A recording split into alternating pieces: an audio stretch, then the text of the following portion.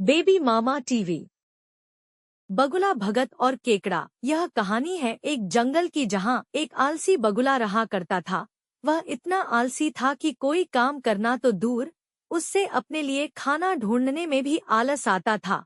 अपने इस आलस के कारण बगुले को कई बार पूरा पूरा दिन भूखा रहना पड़ता था। नदी के किनारे अपनी एक टांग पर खड़े खड़े दिन भर बगुला बिना मेहनत किए खाना पाने की युक्तियां सोचा करता था। एक बार की बात है, जब बगुला ऐसी ही कोई योजना बना रहा था और उसे एक आइडिया सूझा। तुरंत ही वह उस योजना को सफल बनाने में जुट गया। वह नदी के किनारे एक कोने में जाकर खड़ा हो गया और मोटे मोटे आंसू टपकाने लगा। उसे इस प्रकार रोता देख केकड़ा उसके पास आया और उससे पूछा, अरे बगुला भैया, क्या बात है? रो क्यों रहे हो?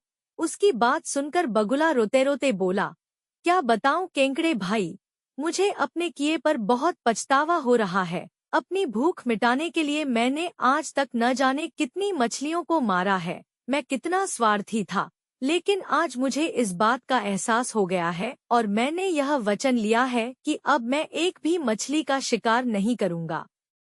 बगुले की बात सुनकर केकड़े ने कहा, अरे ऐसा करने से तो तुम भूखे मर जाओगे। इस पर बगुले ने जवाब दिया, किसी और की जान लेकर अपना पेट भरने से तो भूखे पेट मर जाना ही अच्छा है। भाई, वैसे भी मुझे कल त्रिकालीन बाबा मिले थे और उन्होंने मुझसे कहा कि कुछ ही समय में 12 साल के लिए सूखा पड़ने वाला है, जिस कारण सब मर जाएंगे। केकड़े ने जाकर यह बात तालाब के सभी जीवों को बता दी। अच्छा, तालाब में रहने वाले कछुए ने चौंक कर पूछा, तो फिर इसका क्या हल है? इस पर बगुले भगत ने कहा, यहाँ से कुछ कोस दूर एक तालाब है। हम सभी उस तालाब में जाकर रह सकते हैं। वहाँ का पानी कभी नहीं सूखता। मैं एक एक को अपनी पीठ पर बैठाकर वहाँ छोड़कर आ सकता हूँ। उसकी यह बात सुनकर सारे जानवर खुश हो गए। अगले दिन से बगुले ने अपनी पीठ पर एक एक जीव को ले जाना शुरू कर दिया। वह उन्हें नदी से कुछ दूर ले जाता और एक चट्टान पर ले जाकर मार डालता। कई बार वह एक बार में 2 जीवों को ले जाता और भर पेट भोजन करता। उस चट्टान पर उस जीवों की हड्डियों का ढेर लगने लगा था। बगुला अपने मन में सोचा करता था कि दुनिया भी कैसे मूर्ख है, इतनी आसानी से मेरी बातों में आ गए। ऐसा कई दिनों तक चलता रहा। एक दिन केकड़े ने बगुले से कहा, बगुला भैया, तुम हर रोज किसी न किसी को ले जाते हो, मेरा नंबर कब आएगा?